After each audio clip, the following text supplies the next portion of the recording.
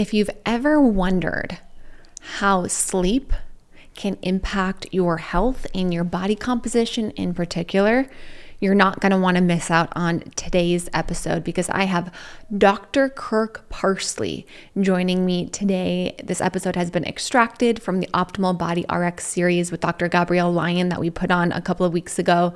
But Dr. Kirk Parsley is an ex-Navy SEAL and an ex-Navy SEAL physician who actually helped optimize the health of these guys, especially when they were struggling with sleep, chronic stress, they were gaining weight around the midsection. So this interview is incredible. Dr. Kirk really places an emphasis on health coming from sleep, nutrition, exercise, stress management, and we're going to be diving into all of those things in today's interview, so you're not going to want to miss this one. Dr. Kirk Parsley. Do you guys know how difficult it is to find a high quality supplement line that doesn't just destroy your gut? Most pre-workouts and post-workouts, or even like on-the-go snack options like beef jerky or protein bars, they're terrible for your gut health. They're full of xanthan gum and guar gums and fillers and artificial sweeteners, which disrupt your gut microbiome and lead to chronic bloating, constipation, diarrhea, and not to mention when our gut is off, all of the other symptoms like hormone imbalances, thyroid issues, mental health issues, which is why I'm just obsessed about gut health. But anywho, I have not been able to find a good supplement line out there, and I had to cut out all of these fitness type supplements when I was really struggling with a lot of my own gut issues. Until recently, I found Paleo Valley. And Paleo Valley is one of the first supplement companies that hands down is incredible for your gut health, whether you're on a gut healing journey or you're someone who just wants to optimize your gut health and overall health. Their founder, Autumn, actually suffered with IBS herself. So she created this entire supplement line specifically to be gut friendly. And I'm not lying with you guys. Their whey protein powder, which is grass-fed and finished, gum-free, artificial sweetener-free, no issues, no bloating, no constipation, no diarrhea, no upset stomach, which is literally like the first time in my entire life that I've not had issues with a protein powder. And they even have super yummy grass-fed and finished beef jerky sticks, which are made with a collagen casing instead of the typical citric acid casing, which is terrible for your gut health. And if you want to try out some of their other products, they even have a bone broth protein powder. I love adding that into whether it's like my oatmeal in the morning or my protein shakes. It literally tastes like the Nestle hot chocolate powders, if you ever had those as a kid, which were not gut friendly. And then they have great supplements too, like their apple cider vinegar capsules or even their turmeric capsules, which are great for inflammation and gut health. So if you want to get a discount, you can use my code using the link in the show notes here, which is paleovalley.com/Rachel Scheer podcast. But all of that's going to be in the show notes. So check out the supplement line because guys, you know me, I would not have this on my podcast if it was not awesome and gut friendly. This is Optimal Body RX, and Dr. Kirk Parsley, you are an expert in this field, having helped so many SEALs improve their performance and physical health. So I'd love for you to just start out today in sharing with the audience, what your role has been with the SEALs. Okay. An important aspect of the story is that I was a SEAL myself first. And the reason that's significant is because SEALs don't trust anybody except other SEALs. And the person they trust the least really is anybody who could put them on the bench, because that's the worst thing you can do to a SEAL. And I say that and people think I'm exaggerating, but I'm like, no, really, if you said, if you told a SEAL, I'm going to shoot you or you're going to get kicked out of your platoon, they'd be like, shoot me and let me stay with my platoon. So they don't talk to anybody who can disqualify them from their job, which is who the doctors are to them.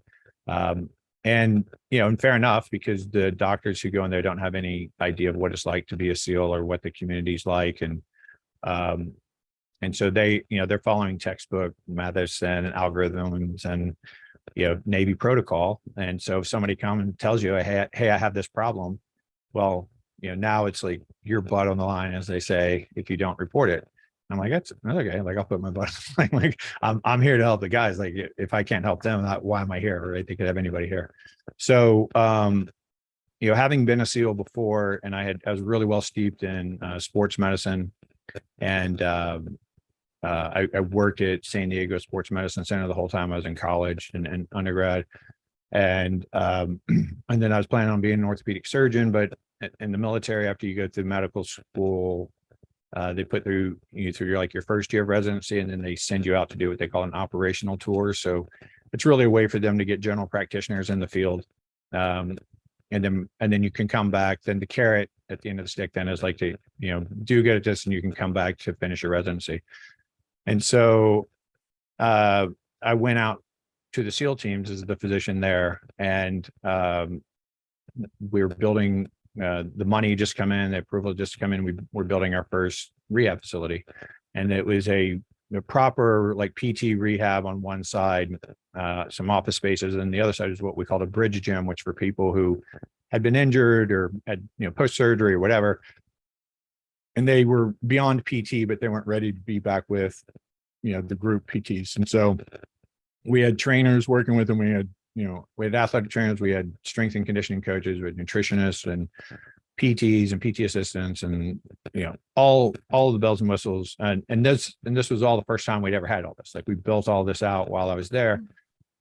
And then we had ortho rounds coming through and pain rounds coming through and acupuncture, and then I was like the least qualified guy around at that point, because I was this guy with 1 year residency. And so so then they put me in charge of supervising it. And so my job was like to supervise all these people who knew way more than I did.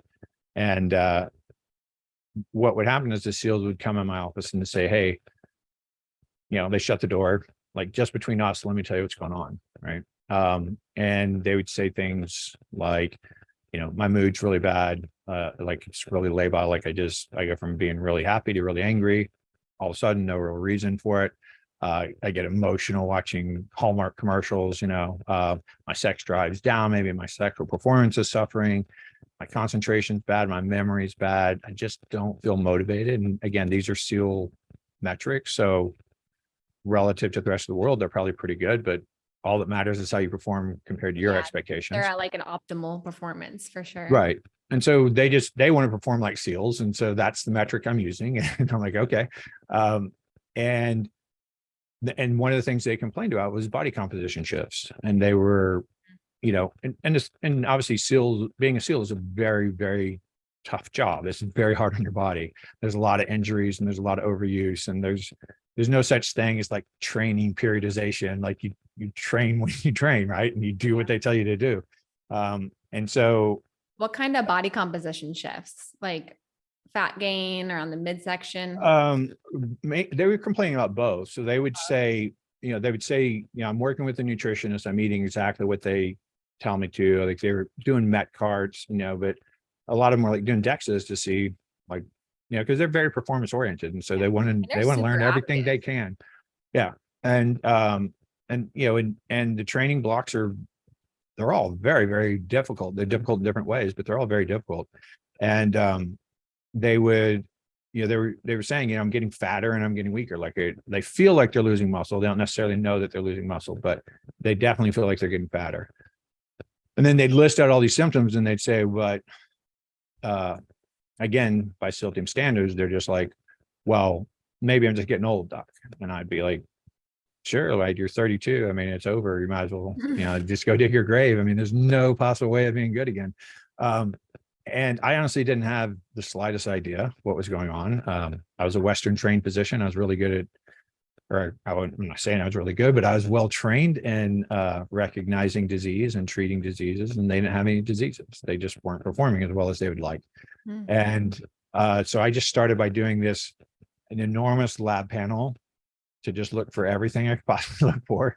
And then looking into sort of non-traditional medicine, what people call integrative functional medicine, even like some Eastern medicine. There was a book on adrenal fatigue, and I thought, well, a lot of these symptoms look a lot like adrenal fatigue. Maybe that could be it. So I'm doing cortisol catches on them, but I didn't have like the technology of an ASI yet. Like that wasn't around yet, but I had like I could do serum. I could, do like an AM cortisol and like a 24-hour urine catch and like have some idea of what they were doing, and find the metabolites of their epinephrine and norepinephrine, like adrenaline and noradrenaline, which is highly correlated to cortisol. And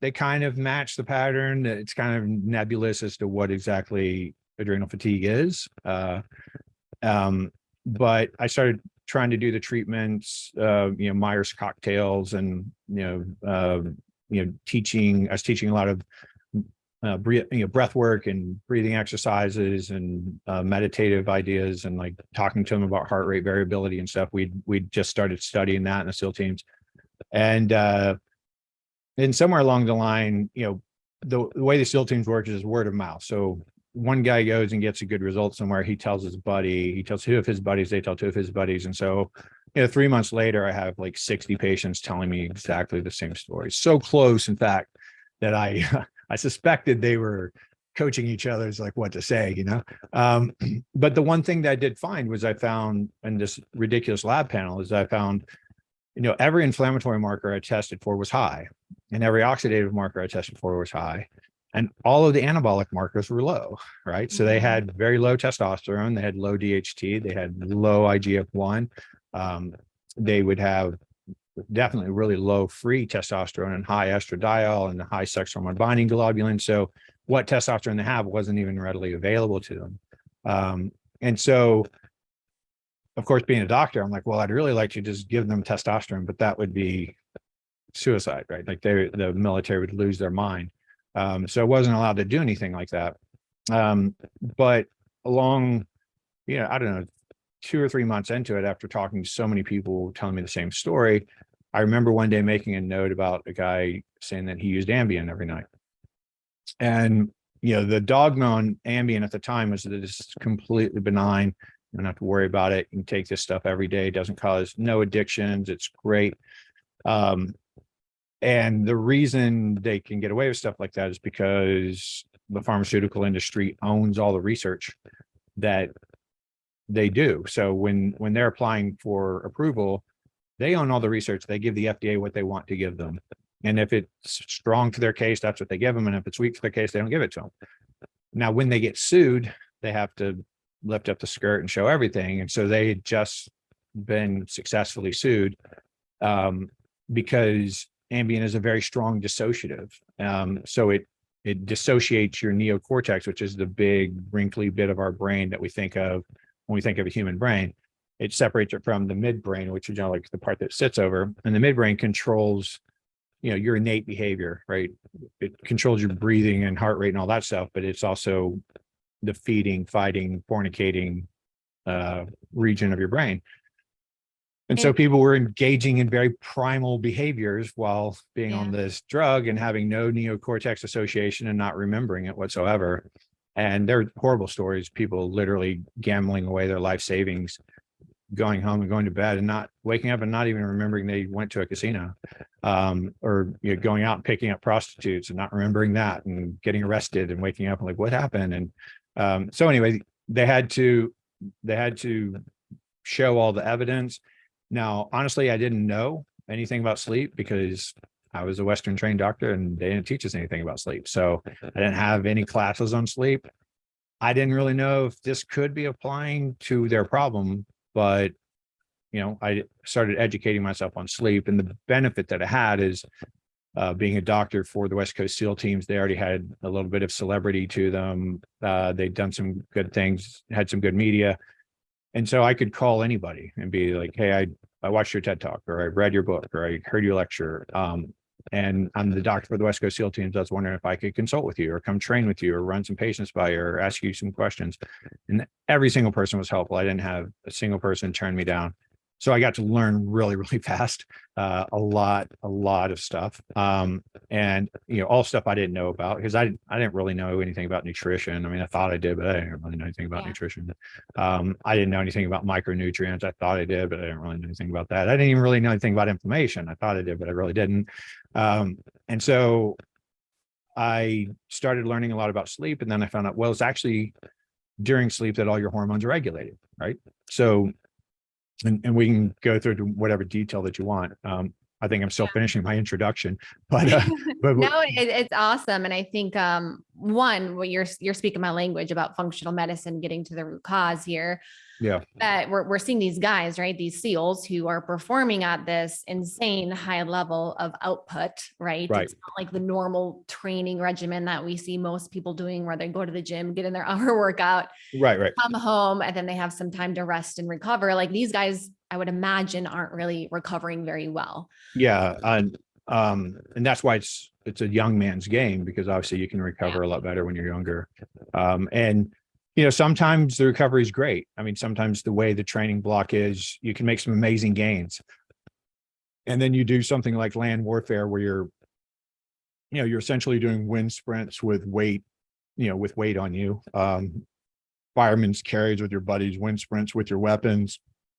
It's 120 degrees outside. You're doing that for 8 hours a day. And then you do that every day, 7 days a week for like 8 weeks. Like there's no way to recover. Anyway, they're seeing like all these body composition shifts, right? Like with the weight around their midsection. And for everybody who's listening, he's talking about Ambien, which is a sleep medication. So they weren't really sleeping at night, and they're noticing like these weight fluctuations. You ran some testing. They have a lot of inflammation. Their hormones are super suppressed. Right. So very common to see when someone's in, like what you said, adrenal fatigue or a little bit of a burnout, low sex hormones. We see a good amount of inflammation from maybe training and not really recovering ultimately. And that can play a big role in body composition quite a bit, right? Absolutely. And then even something as simple as the neuroregulation of appetite, right? So, how hungry I am is by and large really well correlated to how well I slept, right? If I don't sleep well, so I tell people this all the time, and you can tell me how detailed you want to get with your audience about the sleep stages, but if we just blanketly say quality of sleep. So if you're getting an adequate quality of sleep, you need about 8 hours of sleep. And that's a rough estimate. It's 7.5 hours plus or minus half an hour, roughly. Very few people can do well under 7 hours. I mean, that's statistically it rounds to zero. So really it's just nobody does well below 7. And definitely nobody's optimal below 7. But if you look at high level athletes, like if you look at professional athletes and Olympic athletes and things like that, it's not at all unusual for them to be sleeping 9 or 10 hours, right? Because that's when recovery is happening, right? That's when you're actually getting better. When I lift weights and I lift weights to failure today, I don't get stronger today. I get weaker, right? I just damaged all my muscles. I tore them all up, and like I felt myself get weaker, right? By the end of my workout, I couldn't lift what I could lift when I came in there. So I was weaker when I left the gym. However, once I go to sleep, the most anabolic time in my life is deep sleep. And then that's where my muscles are going to recover. And they're going to use today as the template to figure out what do I need to be better at tomorrow so that I don't get so damaged. My body's going to try to recover and repair me to a way that I can do that weight tomorrow and not get as much damage, right? Like, and that's how you get progressively stronger. And so, the contract that we're born into is, that once you kind of hit adulthood, say like post 25 years old, when kind of everything's fully formed in your brain, it takes about 8 hours to recover. Now, if I choose to sleep 6 hours instead of 8 hours, well, I needed all 8 hours. It's not like 8 hours is the luxury, right? If you think about it, humans have always been very vulnerable while they're asleep, right? And before houses and police patrols and stuff, that was really important to not be vulnerable. And so if people could have evolved to sleep 4 hours a night and be as healthy as everybody else, natural selection would have favored that. And you would think, Mm. and that's probably what happened, right? I mean, they're probably, speed, like ancestors of ours that probably needed 12 or 16 hours of sleep a day. And they got eaten more often or something, whatever. So if it takes 8 hours and then I choose to sleep 6 hours, which by the way, we're the only mammal on the planet that sleep deprives ourselves by choice, then I've lost 25% of my recovery. And the entire point for me sleeping tonight is to repair everything that I did damaging to myself, including just like, fuel depletion and, getting rid of waste products and all that, but to repair everything and then to prepare for tomorrow. And if I sleep 6 hours instead of 8 hours, well, I'm 25% less prepared, but tomorrow still comes at exactly the same time. And I still have all the same requirements on me. So how am I going to get through that? Well, I'm going to get through that by secreting more stress hormones. So I'm going to secrete more cortisol and I'm going to secrete more epinephrine and norepinephrine. And those are going to make me feel more alert and they're going to give me more energy and it's going to mobilize more of my stored glycogen and all of those types of things. But also my appetite is regulated while I'm asleep. And if I don't get adequate amounts of sleep, like I said, the only time any animal sleep deprives themselves other than humans is when they're being preyed upon or if they're starving, right? So if they're in famine, they want to wake up early, travel farther to look for food. And if they're being preyed upon, if they're being stalked by a predator, well, then they're only going to sleep whatever they have to, right? And they're just going to try to get away from the predator. So it makes sense that there's probably wiring in our brain that we feel the same way. Like, we've been developing for millions of years, and this is at least a 200,000-year-old body. So probably our brains think that we're in famine or we're being preyed upon. So that's stress. And so you wake up the next day with a famine mindset. And what is famine? Famine is the dangers of famine are I'm not going to get enough blood glucose to my brain, and my brain's not going to be able to function, and I'm going to get killed. Or I'm not going to be able to make it through to the next time I get food. So what I want to do, I want to take in as much sugar as I can, right? As much glucose as I can. That obviously our ancestors didn't have sugar, but I want to take in as much glucose as I possibly can. And then I want to take in as much fat as I possibly can because I want to store as much fat as I possibly can. So that's what I'm going to crave. And that's where the donut comes from, in my opinion, right? Like you take some sugar bread and you fry it in oil, and then you have fat and sugar. And then the caffeine to get rid of the sleepiness that's still there because you didn't sleep enough. So when you look at it that way, it's like I'm not even talking about the hormonal shifts during the sleep, which we can go into detail with that about, but just like how you came out of sleep was you didn't get enough sleep. So now you're going to use stress hormones, which are catabolic hormones. They break you down. They use you as a fuel source to get through the day. That's the compensatory mechanism. And so you wake up without enough energy. So you're going to have more catabolic hormones in your body, and your brain is going to be anxious, right? It's going to have like some elevated anxiety about either famine or predatory behavior. And my appetite is going to be regulated towards getting as much fat and sugar as I possibly can. And as long as I can keep eating it, I'm going to keep eating it, right? Like now we're smarter and we can intellectually say, oh, I shouldn't be doing that. But you think about our ancestors, like they would have just been like, if there was fruit on the ground or fruit in the trees, but like they would have just gorged themselves on that, right? And they would have done it until they couldn't eat anymore. I've had nights where I've not gotten a good night of sleep, and I know like I want to eat everything in sight. And I think what you're saying here is super important for everybody to hear, because you're talking about Navy SEALs. You're talking about people who are performing at this insane level again, right? With their training, and then they're doing the nutrition side, but they're struggling with their body composition, right? And we could say, hey, you're not training hard enough. We know that's not the answer with the SEALs. And that's not even possible. And then nutrition, but for these people, it really came down to sleep.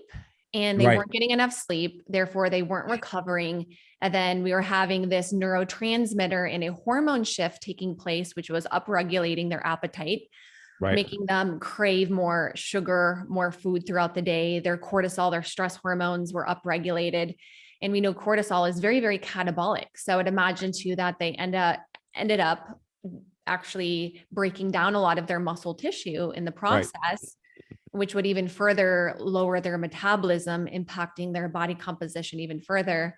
And then not to mention the hormonal shifts, like you said, lowering testosterone, which plays a big role Right. in how much skeletal muscle mass we have. So it's insane. And, like and sleep. it also decreases insulin sensitivity. So like one short night of sleep, so sleeping 2 hours less than you need, sleeping 6 hours instead of 8 hours, that lowers, especially in your fat, but in multiple tissues, that lowers insulin sensitivity by 30% in one night. And your overall and free testosterone will be at 30% lower. Your growth hormone will be 30% lower. So even your thyroid function is going to be lower. And it's pro-inflammatory, and anything that's pro-inflammatory, it's going to encourage the possibility of any type of autoimmunity, which is even more chronic inflammation, which is catabolic and, metabolically disrupting. And then because of the insulin sensitivity, because of the cortisol, because of the epinephrine and the norepinephrine, and because of the changes to the neurotransmitters in your brain and how your brain is functioning, what it's focusing on, and sort of activating, your survival system, right? The amygdala and associated ranges that are areas that are telling us that we're in danger. All of that stuff is catabolic, and all of that not only changes what we crave, but it changes our fuel partitioning. So what do we do with what we eat? What's our body going to do with it? Well, it's going to do different things. Like if it thinks that everything's cool and cruisy, it's going to partition out those macros differently than if it thinks we're in famine. And something that's important to recognize is the sleep quality, which I'll just define by saying you're predictably going through some patterns that we can recognize through your respiratory rate and your EEG, and your heart rate variability, and your pulse and your movement and your eye movement and all that stuff. And we can say, well, what stage are you in sleep? And very basically, you can divide sleep up into two parts. There's deep sleep, and then there's REM sleep, right? And the deep sleep that's the anabolic, right? So when you're in deep sleep, slow wave sleep cycles, also called stages 3 and 4, nomenclature heavy for job security, I think. But basically, it's just like, it's when you're anabolic and it's when you're recovering. That is literally the most anabolic period of Deep every sleep. 24-hour period. And the first sleep cycle, which is defined as like the first 90 to 120 minutes of sleep, depending on how quickly you go through the different stages, is about 90% deep sleep. And then the next phase is less deep and more REM, and next is the same, and the next is the same. So by the time you wake up in the morning, your last sleep cycle is 90% REM sleep. And REM sleep is working on your mood and your cognition and your memory and your emotional thoughts and inputs and categorizations about things that have happened during your day and all of that stuff. So when people were taking sleep drugs, it wasn't just that they were taking sleep drugs and that was somehow messing with their ability to sleep. When you do the sleep study, they aren't going through the sleep stages appropriately. So sleep drugs like Ambien and Lunesta, and also benzodiazepines like Valium and Xanax, like those things they all act like a neuropeptide called GABA, which slows down the neocortex. And so they're mimicking GABA, but they're a lot more powerful than GABA. And those drugs interfere with a lot of REM sleep. Like 80% of REM sleep can be lost from taking those drugs. Mm. And 20% of deep sleep is lost during using those drugs. And alcohol has exactly the opposite effect. So alcohol will get rid of almost all your deep sleep and, a significant part of your REM sleep. And the SEALs were, the SEAL community was a bit excessive. So if one's the recommended dosage, well, I'm a SEAL, I need at least 2, and 3 is probably better. So they're taking more than they should, and they're using alcohol to chase it down. And so when you do their sleep studies, they've destroyed deep sleep with the alcohol, and they destroyed REM sleep with the sleep drugs, really a combination of both in both categories. But they come back with 99.9% stage 2 sleep, which is not technically what we consider sleep. So they aren't getting the hormone, they aren't getting the anabolic period, and then they aren't getting the brain restoration. So I honestly I've been saying this for years, I honestly don't even know how they survive, because if you look at Insane. the science of sleep and like what's supposed to happen and what the consequences of missing that, and you think, well, these guys, by the time they saw me, they'd been 3 or 4 years sleeping 4 to 5 hours a night on sleep drugs and alcohol. So how are they even functioning? Beyond me. I mean, just very, very mentally strong people to be able to be doing that, but decaying very, very quickly. And so we have a lot of problems in the military in general, and there's a lot of exposures to environmental toxins and things like that. But I can't help but think that the significantly high cancer rates also has to do with the poor sleep that's associated with the military, because we know for a fact the World Health Organization categorizes shift work as a type 2A carcinogen. So that's the same as cigarette smoke. And if you do shift work, like for, I don't remember how many years, but a significant amount of your career is shift work in, say, police or fire or whatever, first responder type stuff, or hospitals, whatever you're doing. You die 12 to 14 years younger than your peers. And if you have chronic insomnia, you die 12 to 14 years younger than your peers. Don't tell me that. I've had insomnia before, but I'm working on it. And if you use sleep drugs chronically, which is only defined as 6 months, you die 12 to 14 years earlier. Now, I don't think the sleep drugs are doing anything to cause you to die. I think the sleep drugs, or quality sleep, they're just identifying the fact that you have insomnia, right? So it's like, it's people who are using drugs to get through their insomnia. So it's really, I'd say it's kind of the insomnia class and then the shift work class. So we know that these things are associated with cancer. We know that it's associated with increased risk of heart attack and increased risk of stroke, and like diabetes, obviously, because of the cortisol effect and the insulin sensitivity effect. Like, so just sleep. If you just sleep deprive, if you just take 2 hours of sleep away and you're sleeping 6 hours a night, on average, you will carry 14.3 pounds more body fat each year. So that's why it's really easy to just keep getting fatter, and your insulin sensitivity keeps getting worse. And the big joke on men is that the enzyme, and females and males, the enzyme that converts testosterone into estrogen is called aromatase. And women have it all over their body, but primarily around their ovaries is where it's super concentrated. But it's all over your body and all sorts of tissues. Men only have it in our subcutaneous body fat. So the fatter we get, the more of our testosterone that converts into estrogen.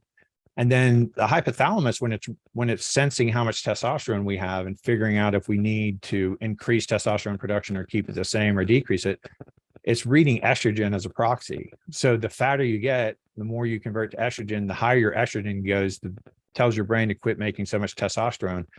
And then men spiral out of control really quickly. Like, women sort of have this really common degradation that starts around early to mid 30s. They lose their testosterone.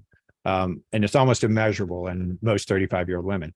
And I can talk about that. I can talk about why if you want. And then that, goes down to menopause, when we know they lose so much estrogen that they can no longer have, normal cycles. And then they get luteal surges, which are trying to increase their estrogen production and testosterone production. And that causes the hot flash, and that causes poor sleep, and that causes things to get worse, because now you're not sleeping well and you don't have the hormones to recover. And so that's why that's a big mess too.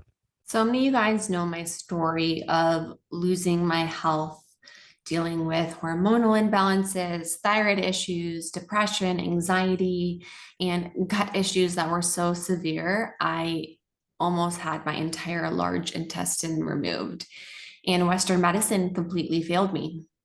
They gave me trash can diagnosis like IBS, depression, gave me a bunch of medications. And, if I wouldn't have taken my health in my own hands today, I would be without an entire organ, like literally.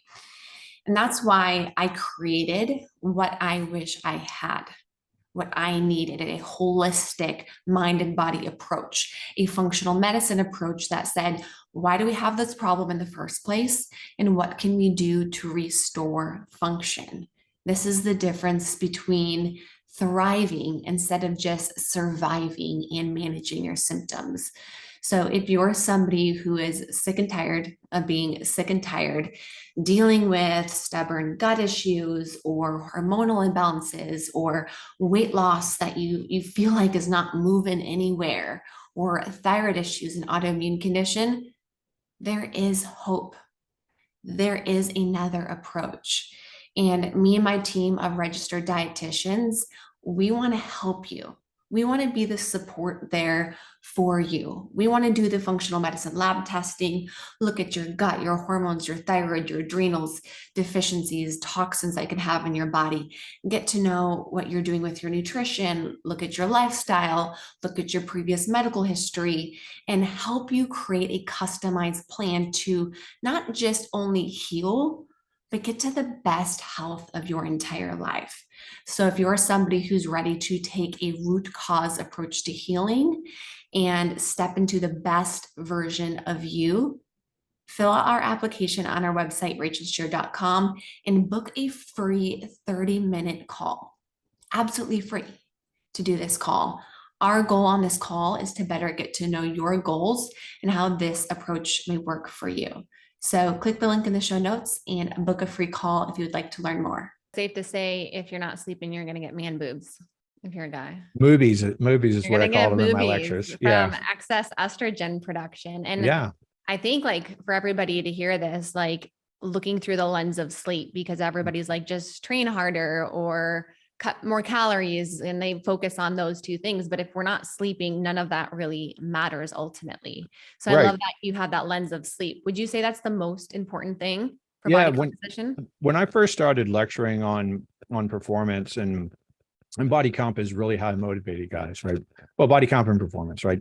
You want to be stronger and faster, better looking, look better naked, and all that. Optimize human altogether. Yeah, but you definitely want to look good when you have your shirt off, right? Yeah. So, like, you especially still, it's like, yeah, I want to be jacked, and so I use that a lot to motivate him when I talk to him about it. But I mean, the fact of the matter is like the most important thing you can do is sleep. And when I first started lecturing, I said there are 4 pillars of health: sleep, exercise, nutrition, and stress. Like stress being stress mitigation, stress control. And then after about 10 years, I amended that. And I'm like, no, there's 3 pillars of health, and they sit on the foundation of health, or they sit on the foundation of sleep.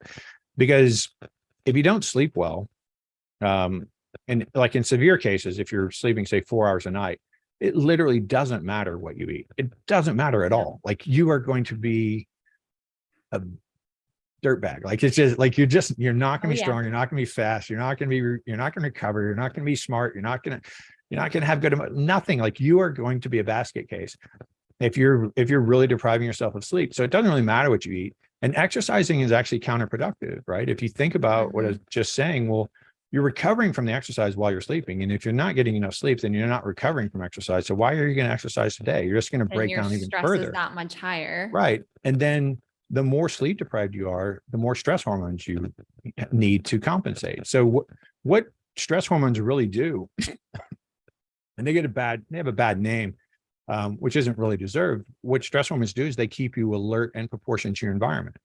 So if you were in a completely cold, completely dark room, and you went to sleep and it was quiet and like there's no stimuli to wake you up, you would still wake up, right? You wouldn't just sleep forever. So it's not the sunlight waking you up. It's not, the temperature waking you up. It's not noises waking you up. I mean, at some point your cortisol comes up through the night and it's high enough to wake you up. Now that's just high enough to be awake. That's not where you want to be taking SAT, or that's not where you want to be, competing in a sport or something like that. Like that's just enough to be awake. And so that's enough to go to the coffee machine, right? And get a cup of coffee and slowly, groggily look through your social media or whatever the hell people do. And as throughout the day, it gets higher and higher, and it peaks somewhere between 1 to 3 p.m. And that's where most world records are set, by the way, when everybody's cortisol's peak. And then it comes down throughout the day. And when you go to sleep, it needs to be lower than that level that woke you up, right? So say like a cortisol level of 4 wakes you up, You got to be at least at 3 to be able to go to sleep, right? Mm. You got to be sub 4, right? And so that, that gets overlooked. But if I don't get enough sleep, well, then I need more stress hormones just to be awake.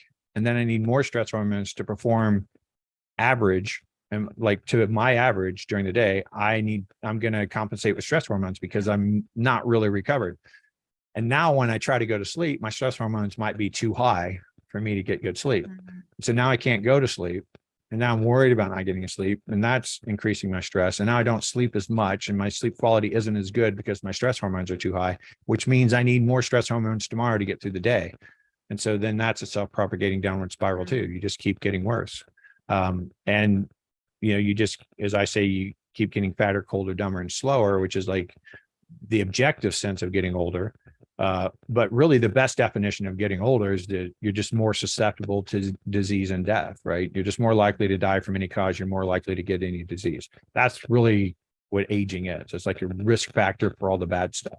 Yeah. Well, based off of this conversation, I know me and everybody else listening is going to be making sure we get 8 hours of sleep every single night in order to have 6-pack abs. But more importantly than that, like to be able to feel our absolute best and longevity and everything that you talked about here. Like it's insane the level of detail that you go into about sleep and what really that has an effect. And so many of us just say, hey, we can push through, but what really is the long-term effect of us pushing through, cutting off, 2 hours every single night, like you said, and what that's really doing to our health, because that does build up over time. Now, with sleep being the most important, what would you say is the next most important thing for body composition? Well, I think you run into, all right. So if we assume that, if we assume that you're not grossly overeating, okay. What is grossly overeating? Well, I would say probably at least. I'm picturing like grossly overeating. if I would say if you're eating, on a daily average, if you're 25% higher calories than you need, that's grossly overeating. I mean, that has to go somewhere. That's not going to be favorable to your body composition, almost certainly, right? And because I'm talking about what you need, not right. And so as you train harder, you need more calories. So that manages itself. But assuming you're not grossly overeating, I would say that probably the next most important part would be training appropriately, because it's really easy to get so broken down, right? To overtrain and have such high stress hormones compensating, like just to get you through your day, that you're effectively doing the same thing as not sleeping enough, right? Because you're raising these catabolic hormones because you're training too intensely. You aren't recovering enough. There's no periodization. There's no thought process. You're not programmed. You're just like people going out. And that's what we did. Like when I was a SEAL, we didn't have any strength and conditioning coaches or nothing like that. It was just like, we just did whatever they told us to do. And it kind of rotated. Whoever was leading PT rotated, but it was a lot of running, a lot of swimming, and a lot of calisthenics, and not much else. And so it was like, well, today we're going to run and swim, and then tomorrow we're going to swim and run, and then the next day we're going to run, swim, run, and the next day we're going to swim, run, swim, and then and it's like you can't ever really recover from that if you're actually training. And I try to make a distinction between activity and training. So if you don't sleep enough, you should still be active, right?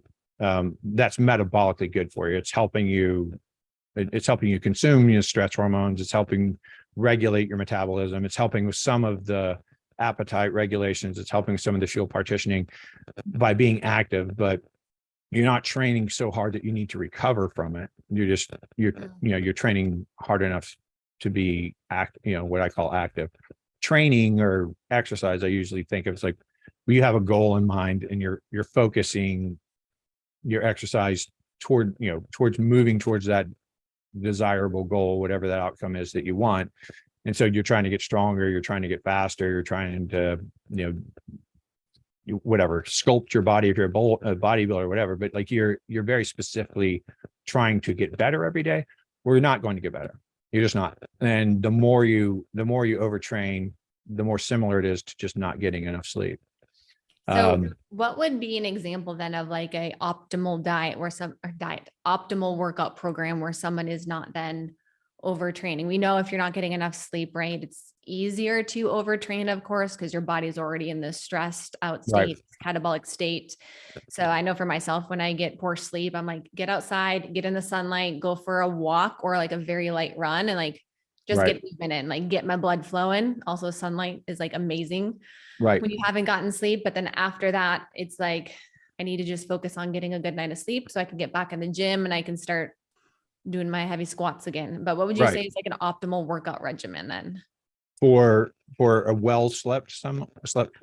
Yes. For somebody who got 8 hours of sleep, they're feeling pretty good and they want to get some abs, they want to lean out, but they want to maintain some muscle there in the process. Well, I mean, I think the literature really bears out to be pretty consistent with my personal experience and my clinical experience. And to some degree, I'm gonna hedge and say, well, it depends a little bit on your genetics and what you're well adapted to and what you've been doing your whole life. So for me, I can strength train, 3 days a week because I was a competitive power lifter for 20 years. So I have that system, right? I've developed that system really well in me. And that's really important for me to stay lean, is to do resistance training. But I would say at least two days a week for everybody. I'd say at least 3 days a week of zone 2, or 2 days a week of zone 2, 1 day of HIIT. If you're healthy enough to do HIIT, I've been criticized on social media for making comments about obese people doing HIIT training. And I'm just like, you shouldn't be doing that. Like, that doesn't make any sense because your risk of injury is so much higher. High impact. Right. It's just like you're just not mechanically in a good place to be doing that. It's just not a smart move. And not to be rude or critical, it's like you need to do the smart things for you. And right now, what you need to do is get metabolically stronger and get physically stronger and get your proprioception back, your sure-footedness, your coordination, some strength, some agility. And then once you're agile and strong and mobile and you've been doing that for a while, you can start moving towards that without being like a ripped up CrossFitter or something. It's not like you have to be a Greek god to be able to do HIIT training, but you definitely shouldn't be obese. Like, I just don't think that's a smart move. And I don't see any benefit to it. And honestly, if you're really out of shape, or and most people who are obese are in poor cardiopulmonary shape as well, they tend to go hand in hand. It's not exactly correlated to that, but it's pretty consistent enough where you could say that as sort of a what do they call it, a thumbnail or whatever, rule of thumb. I know what you're talking about. Yeah. So somebody who's really out of shape can probably do some HIIT training by walking really fast up some hills, like walking as fast as they can walk. Kind of like a weighted vest. Yeah. And it's just like, hey, you're 30 pounds overweight, so you have on a 30-pound weight vest, and just it takes a minute and a half to walk up this hill as fast as you can go. Just walk up the hill as fast as you can, and then slowly walk down it, and then do it again. Like, there's your HIIT training. You don't have to run. You don't need to be doing burpees or muscle ups. They're going to burn more calories than even me doing that. Right. Oh, for sure. And then of course, the better you sleep, the better you're going to recover. Also, the better you sleep, the better your insulin sensitivity is going to be. The higher your insulin sensitivity is, and the better your neuroregulation. So the neuroregulation is, ghrelin, orexin A, leptin, and all of these things are, they're changing what your fuel partitioning and what you're craving. So just exercising improves all of that, right? And it increases GLUT4 receptors in your muscles. So now you can take up more insulin, or you can take up more glucose with the insulin. Even if you have the same amount of insulin around, you're going to take up more. So that's increasing your insulin sensitivity as well. And then of course, we get way down to the weeds, with heat shock proteins, AMPK and all that stuff, that's probably a level or two too deep for somebody just like looking for generalized programming.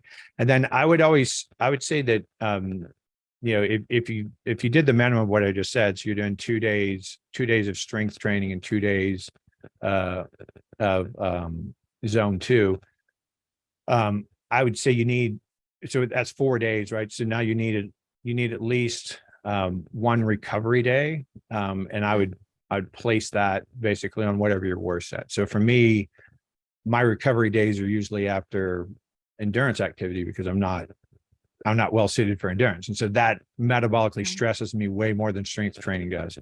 But for a lot of people, it's like strength training is what really stresses them. So whatever stresses you the most, I would put at least one recovery day in there. And the recovery day is still active, but you're stretching, you're whatever, maybe doing some movement like yoga or Tai Chi or, whatever. You can do like some light boxing stuff where you're not like really training super heavy. Any type of, sort of coordinated mobile activity, you can do that and just be active. So at least one recovery day. And then if you're in great shape, add a HIIT day. If you're in decent shape, add a HIIT day. And if you're just getting started, just add one more zone 2 day. And then I'd say if you're training for a sport, you could use that one last day to do skills without getting tired. Like don't stress yourself cognitively, don't stress yourself metabolically, don't stress yourself physiologically, and just do your skill, whatever. Like if you can work on your skill while you're without physically taxing yourself. So like something like jujitsu, if you're really into jujitsu, you can do a skill today where you're just like really slowly, visualizing what you're doing and like moving through and like, making sure that you're posturing right and you're moving right and you're sliding this under instead of stepping over and all that. And you can do those types of things as an example. Yeah.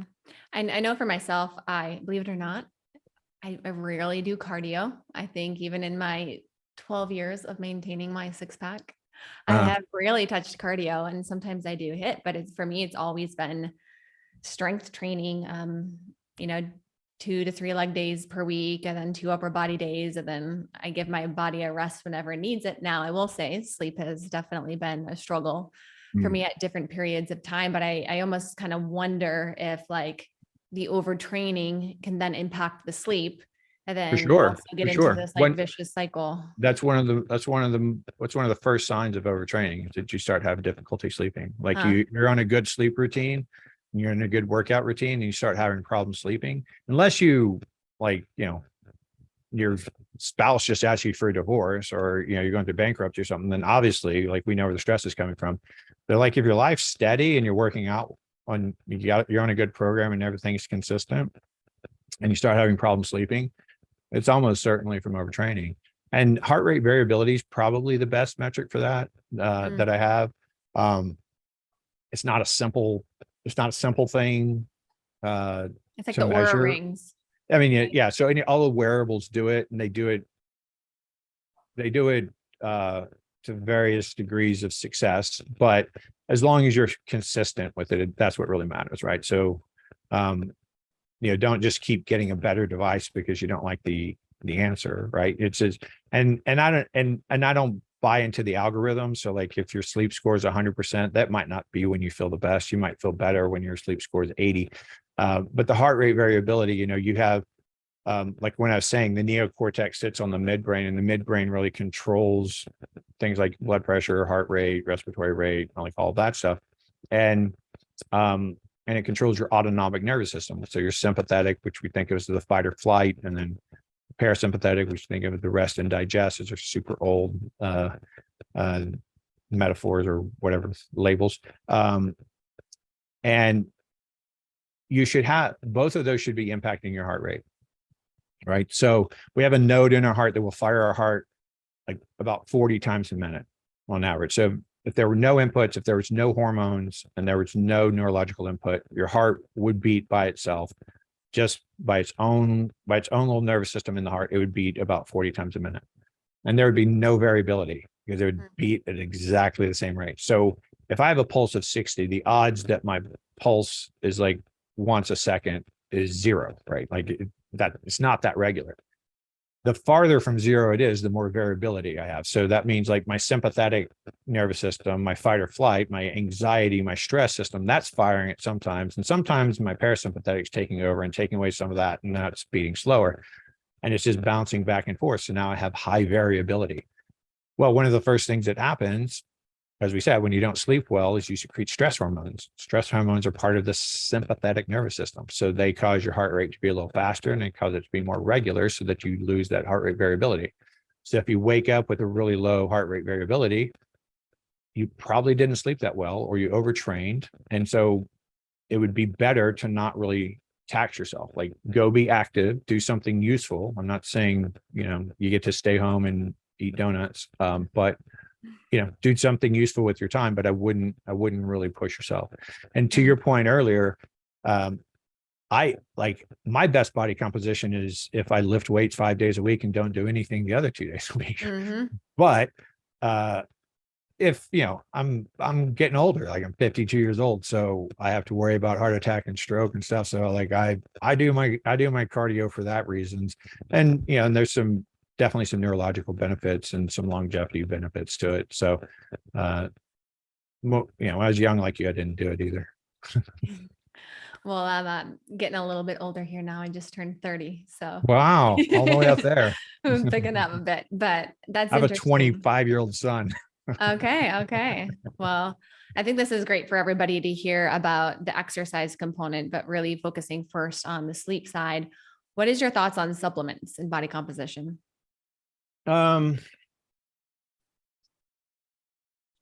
I mean, are we talking about like true nutritional supplementation? So, I mean, obviously, if you do like Genova testing and you're low on micronutrients, like, yes, absolutely, you need that, because there's no way around that, right? Like, if you aren't metabolically healthy, you're not going to have the best body composition you could have. Are you talking about supplements that would enhance? I think either supplements. I think, right, there's so many different supplements online promoting like fat loss or, recovery type supplements. And I know there's some great recovery supplements out there. I use L-glutamine myself a lot of the days, but although that's not going to help you lose fat or build muscle, I mean, it is an amino acid, but more so, it'll help a little bit on the recovery side. Yeah. I think amino acids, and again, like, my nutritional advice is super simple. It's just like, imagine what people ate a couple 100 years ago and eat that, right? Nobody's ever gotten fat from that. Nobody's ever going to be out of shape with that. Now, that's a baseline. You may have some food sensitivities. They may not work for you. You may do a lot of strength training. You need, an extra amount of protein. I'm not saying like how to divide the macros up, but I'm just saying, stick to things. Yeah, stick to things that grow and things that eat things that grow. And that's it. Like, and if it's not one of those two categories, you probably shouldn't be put in your body, because it didn't exist a couple 100 years ago. So my advice on that is pretty simplistic for the general population. I'll, like, with private clients, of course, I'll get as detailed as they want to get. But to your point, I think what you just alluded to with your supplementation is the most common thing that Americans undereat is protein, ironically. It's because carbohydrates taste really good. They're hyper palatable, and we don't really notice how much that's involved in what we eat. So when you have a hamburger, right? So you have, say you have grass-fed hormone-free beef, and you have plenty of beef in there, but you have a bun and you have like some secret sauce on there that makes it taste good. And like, who knows what else, you eat it with a bunch of French fries or whatever. Like, most of your calories now actually just came from carbohydrates and the fats that the French fries were fried in. And those are probably omega-6 fats and all that stuff. So, I just say, eat the foods individually, eat your protein, eat your carbohydrates. And most obviously for everybody, the best carbohydrates are, the slow absorbing, high fiber, cruciferous, green leafy, like that's just what absorbs the best. If you're going to eat starches, put a lot of fat in there because it slows down the glycemic spike of it. And right. So as far as supplements, I think amino acids is likely, because People just tend to undereat calorie wise. We're under eating that. I think that stress is ubiquitously high across all Western nations. And I think that because of ancestral data. So, there's a lot of research, a lot more research than ever really hits the public eye on an ancestral medicine, essentially. So there are, I think, close to 40,000 people that live, equatorially, obviously, but they live just like our ancestors lived. They've never been exposed to electricity. They don't have guns or things like that, and they're hunter gatherers, and that's what they do. And they get up and they hunt and they gather, and then they repair their hut or whatever and play with their kids and have sex and go to sleep. And that's what they do every day. And they're not fat. They're not fat. None of them are ever fat. And their stress hormones are way, way, way lower than ours. And so I think that we've just kind of developed that.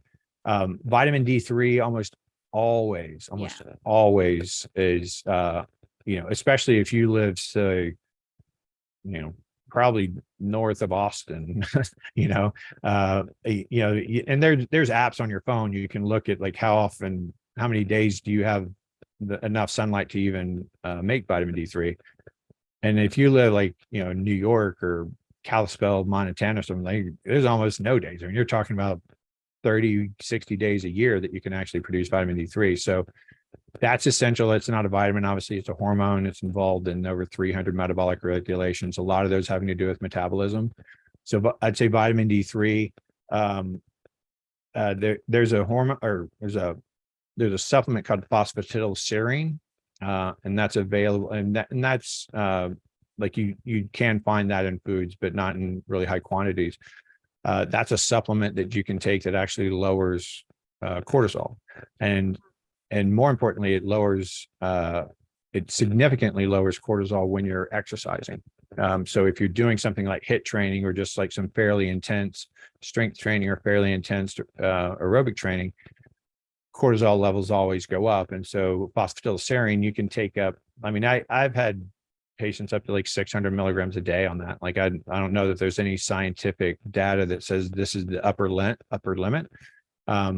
But I have some of that in my sleep product just to kind of help people's cortisol levels go down at night. But you can take that throughout the day. That keeps cortisol low. And then, if you're young enough and healthy enough and you want to use some kind of stimulant to like help you work out, then like a pre-workout, what kind of stimulant? I think like in moderation, like, the effective dose of caffeine, for example, is hormetic, right? So at 100 milligrams, you're doing better than no milligrams. And at 200 milligrams, you're doing better than 100 milligrams. But at 300 milligrams, you're doing worse than 200, maybe slightly better than 100. And so it's the U-shaped curve, and it gets worse by overdosing it. And there's a high degree of variability of like how well people metabolize that. Now, there's all sorts of other things that people put in pre-workouts, right? There's primarily arginine, but there's other ways that they're doing to sort of increase nitric oxide, which is a vasodilator, which means a capillary dilator, which means that you can get nutrients out of your bloodstream and into your muscles. You can get waste products out of your cells back into your bloodstream or lymphatics to repair them. That, all of that stuff makes sense, but I'd say the older you get, the more moderate I'd be with that. Like when I was a SEAL, they still had ephedrine over the counter. And it was these ECA stacks, so ephedrine and caffeine and aspirin, because aspirin prolongs the effects of caffeine, and it potentiates the effects of caffeine. And we are using that stuff, for energy, and essentially, behaving like crack addicts when we were on it, because there was just way too much. But I was in my 20s. I wasn't going to have a heart attack. Like, I wouldn't take that now, but if you're younger, you could be a little more aggressive with it, especially if you're doing a really intense exercise. And then I would say, the best foundation for the body comp though is sleeping. And if you sleep well, all of that stuff gets easier, right? Your appetite control. And then it's something we didn't talk about, but your neocortex, like that part in the front here, like from my temples forward above my eyes, that's what makes us the smartest animal on the planet, right? That's our simulator. That's where our willpower is. And that's where we can go, well, I really want to eat that, but my goals are this. And so I don't need that. What I really need to do is go do this. And so that willpower and that decision making and that the ability to go, well, if I do this now, what's the most likely outcome in the future? And what's the outcome that I want? And I compare that. And well, that's the region of our brain that's most impaired with sleep deprivation. So your ability to stick on task, yeah, as you know, the discipline, the consistency of body composition is the thing, right? It's like, that's the thing. But it's consistently sleeping well and consistently eating appropriately and consistently exercising appropriately and consistently controlling your stress. These aren't things that can be sprinted and then ignored and sprinted and ignored. Like, that's not the way those work. You can maintain some vitality and strength and explosiveness and athleticism that way, but you're not, like, there's no way to maintain optimal health without consistency. So it's, not a supplement, but I would say, the next thing I would say is the most important would be controlling your stress. And it's amazing how little you need to do, because stress hormones are so catabolic, and that is the opposite of what you want. What you want is anabolic. You want to build back better, right? You want to get better every day. And if you could sleep well enough and you had enough anabolic hormones and enough anabolic processes going on, and there's multiple layers to that. I'm talking about it really, really simplistically, but if you could, recover 100% every night because you had this great anabolic behavior and your nutrition was spot on and your rest was spot on, well, then you'd wake up a little better every day, right? Or at least as good. And that means you would never age. You'd be the same every single day. You'd wake up the same every day if you recovered ever. And so the fact that you don't that's the extent that you age, like to the extent that you don't recover 100%, that's how quickly you're aging.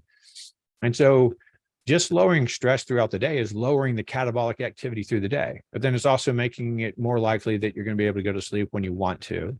And it's making it more likely without the cortisol and norepinephrine in your brain. It's making it more likely that you're going to stick with the program that you want. You're going to follow your discipline and follow your goals towards your behaviors towards the goal that you're seeking. And so, you can do that. Like, there are plenty of people who, I'm not telling everybody they have to become yogis and meditate and, sit in the lotus position and do all that type of stuff. And you can do that if you want. I'm not poo-pooing that. Like, do whatever relaxes you and calms you down. But it's really just mindfulness training. And what it means is that you're paying attention to right now. You're not worrying about yesterday and you're not anxious about tomorrow or like worried about this morning or anxious about this evening, whatever. It's like you're focused on the now. And so one of the easiest ways to start mindfulness training, if people are just really resistant to it, is I tell them to do really simple things. Like, I'll say, hey, for the next week, and I don't tell them why. So, there's a spoiler alert to anybody who's listening to this, but I'll say, I want you to do everything with your left hand this week. So everything or with your non-dominant hand, which is obviously mainly the left hand, but with your non-dominant hand, do everything. I want you to eat, brush your teeth, open every doorknob, carry everything you can, like just do as much with you. And if you can write with your left hand, do that, like do everything that you can with your non-dominant hand. And why am I doing that? Because you have to pay attention to right now, right? Because you're actually very conscious of is this how I hold my toothbrush with my left? All right. And it feels weird and it feels awkward. And you're like, and the week's not long enough to get good at it, or you can tell people, hey, every time you stand up, I want you to really concentrate on where the weight is on your feet. Is it on the balls of your feet? Is it on the heels of your feet? Is it on the outside? Is it on the inside? And then every step, I want you to think about where is it transferring? And then I want you to tell me in a week. And again, I don't care where the weight is on their feet. I mean, there could be some problems there, but I'm not a podiatrist and I'm not looking for that. So I'm just trying to get them to think about now. And every time you can get people to quit worrying about the future, you're lowering stress hormones. Yeah. I think it's also too, right? Like your stress threshold, because there's a lot of people, right? Who like SEALs, right? There's a lot of stress in their life and it's how we're really interpreting that stress, like how we're really perceiving it. One person could be going through a lot of stress that's happening in their life, events that are taking place, but, feel very grounded mentally in that, where another person is very easily overwhelmed, then they can't sleep at night. And I think that's why everybody should do meditation, therapy, all of that, because I know for any time in my life where my sleep has been impaired, it's because of my own thoughts and like cyclic thoughts that I have ruminating in my head, keeping me up, not sleeping, and then getting into that whole downward spiral of everything thereafter. So that's also the most powerful thing that I do with my clients. So as you can imagine, these are educated, well-read people, and they know all the gizmos and gadgets and all the new science and all this stuff. And they're really excited about trying, continuous glucose monitoring and wearable devices and tracking their sleep and tracking their heart rate variability and all this stuff. And there's a ton of data. And a lot of times you're just really kind of increasing your stress, in my opinion, unless you know what you're going to do with that data, unless you're really good at interpreting that. But with everything at my disposal, and I think peptides are like the new frontier in medicine. There's amazing things. We could do 5-hour podcast on body composition with just peptides. Like there's amazing stuff in that. Hormones obviously have a huge effect on that. In nutrition, all that, like all the stuff we've already talked about. But the way that I get people to sleep while they're stressed is actually the most impactful thing that I do, because it's the hardest thing to get past. So, the best definition of sleep is a lack of being awake, which is a tautology. It's rhetorical. It doesn't make any sense, but we have neurotransmitters and we have physiologic states that promote wakefulness. And when those are gone, we're asleep, right? Or when those are minimized, we're asleep. And when they come back, we're awake again. And one of the things that makes them come back is cortisol and norepinephrine and epinephrine, because those are wake promoting, and those are stress hormones. There's other ones. There's lots of other neurotransmitters that are involved. But probably we're running too late to talk about it, but I have a PDF that I will offer your audience, and we can do that however you want. We can create a lander for your. We'll put all that in the show notes for sure and get that to everybody. Yeah, so we can do that, or just give you a download link or something like that. But really, it's how do I get stress out of the way, right? So how do I eliminate stress as a component of my insomnia? Because it's the reason most people have insomnia, and it's the reason most people don't sleep well, even if they're sleeping 8 hours and they're not getting good quality of sleep. The primary reason is stress. There's other reasons, right? Sleep hygiene matters. Is it cold enough? Is your bed comfortable? Well, all that stuff. So I don't want to minimize the importance of that, but assuming that you have a fairly good sleep routine, a fairly good exercise routine, or eating fairly well, you're at least active if you're not exercising regularly.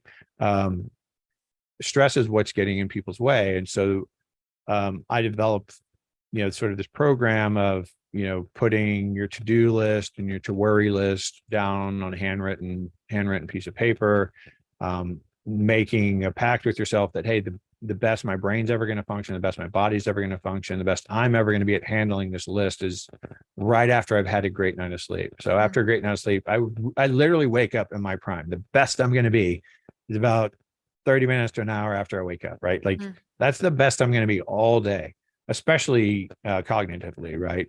Cognitively and emotionally. So that's, if I need to handle intense stuff, like that's when I want to be able to do it. So the 8 hours of sleep is actually the most important thing in handling your list. But most people think if that's what's getting in the way of their list, because they just got up 2 hours earlier, they'd have 2 more hours to do whatever they're worried about. And the research doesn't support that. Like you lose efficiency, you lose focus, you lose coordination, you lose problem solving skills, you lose, processing speed, everything goes down when you're sleep deprived.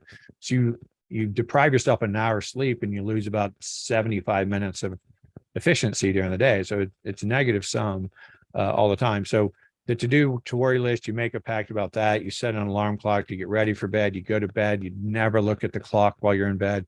You never get out of bed. You never worry about whether you're asleep or not asleep. You lay in bed and you sleep, or you meditate, or you do box breathing, you do progressive muscle relaxation, whatever. And you just do that until your other alarm goes off to wake up in the morning. If you wake up in the middle of the night and you go to the bathroom and you come back and you get in bed and you don't have any idea what time it is, and your room's dark and you don't have cues to know what time it is, and you get back in bed and say, well, I'm just going to lay here and meditate until my alarm goes off. Well, if it's 1 o'clock in the morning, you're going to fall back asleep. And it doesn't really matter when you fall back asleep, right? You're going to fall back asleep. And if your alarm's going to go off in 20 minutes, maybe you'll be meditating when your alarm clock goes off. And in that case, you got 7 hours and 40 minutes of sleep and you got 20 minutes of meditation. It's better than 7 hours and 40 minutes of sleep, right?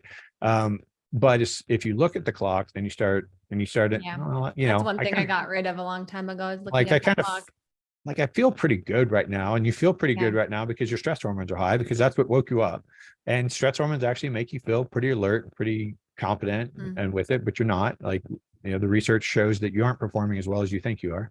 But they make you feel like you can perform better.